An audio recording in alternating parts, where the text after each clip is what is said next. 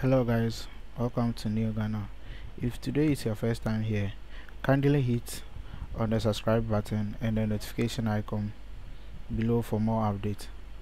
Today we are here to show you a short video on how the Ghana Armed Forces is dealing with illegal mining in the country.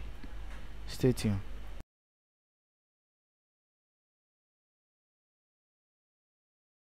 I'm Lieutenant Colonel Prince Tando, in charge of this team on the right side of River Ofin.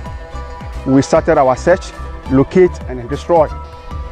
So far, we've destroyed almost about 16 chamfan machines. And as you can see behind us, we've located 2 excavators that we are going to destroy. And we'll be here for some time.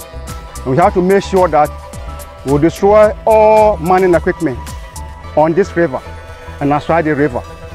We will ensure that we'll fight until all the illegal miners are flushed out from this place.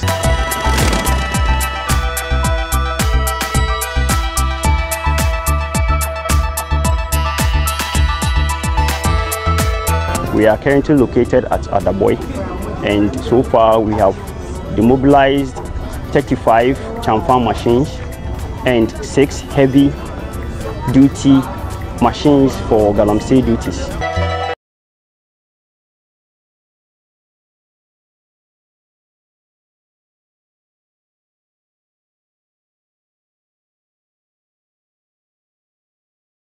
The water that we drink is supposed to be protected.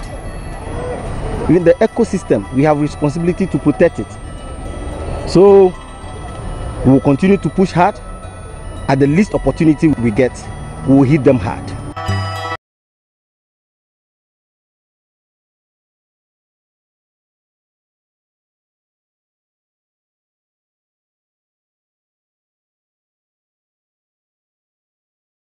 Good afternoon, ladies and gentlemen.